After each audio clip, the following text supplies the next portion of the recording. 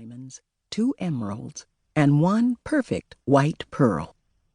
She nodded approvingly, and while the dark-eyed man counted out the money owed, she placed the stones back into the bag and into her reticule. Oswald eyed the coins with confusion. "What kind of money is this?" "French. San Francisco isn't in France. This is America. I take only American money." The man countered calmly. "Francs are honored all over the world, Mr. Gant. American money on no sale." The guard sighed and turned to the puzzled-looking princess.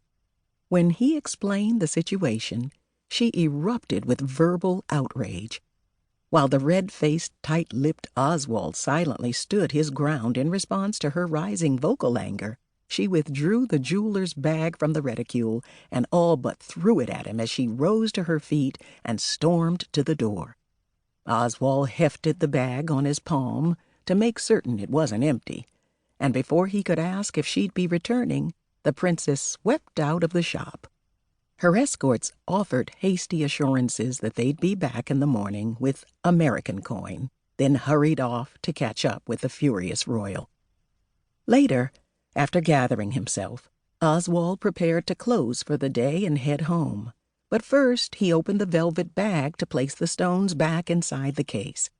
As he shook out the contents, his eyes widened and his breath caught at the sight of 8 pebbles, the same sizes and shapes as the stones and pearl that were supposed to be inside. Heart pounding, he almost fainted. When he recovered, he hurried to the nearest police station. But by then, the blonde-haired guard, Rene Devereaux, now wearing a traditional brown suit, was on a train bound for New York City with the diamonds. His similarly dressed dark-eyed cousin Emile had an emerald and the pearl safely secured in his luggage on a steamer sailing to Mexico City. The weary Raven Moreaux, having traded her princess finery for plainer attire, didn't mind riding Jim Crow by train back to her native New Orleans. Their gambit had been successful. She had her portion of the take and was pleased knowing Oswald Gant, a member of a group of California businessmen infamous for importing girls from China and selling them to bordellos up and down the coast, was now much poorer than he'd been at sunrise. Chapter 1. Boston, June 1878. Braxton Steel got off at the trolley stop, closest to his father Harrison's Boston home, and walked the rest of the way. They dined together once a week and always enjoyed each other's company. Harrison Steel was a well-known painter and illustrator. Between his work for a few of the local newspapers and the portraits commissioned by Boston's elite, both black and white, he made enough to live a fairly comfortable life. Brax hadn't inherited his father's artistic talent, however. He made his living as a tailor and managed the estate left to him by his grandparents.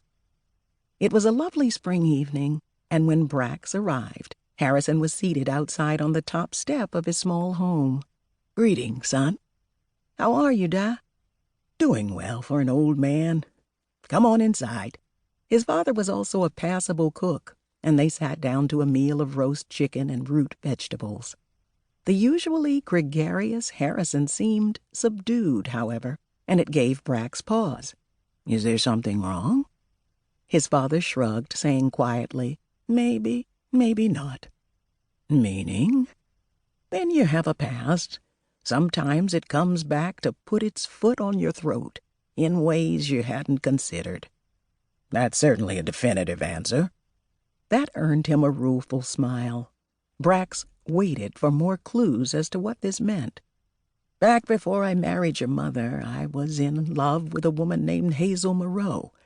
In those days I was an art forger, and she and her family were one of the best grifter operations in the South." Brax paused with his fork on its way to his mouth. "An art forger?" "Yes, I was exceptionally good at it, too." Brax set his fork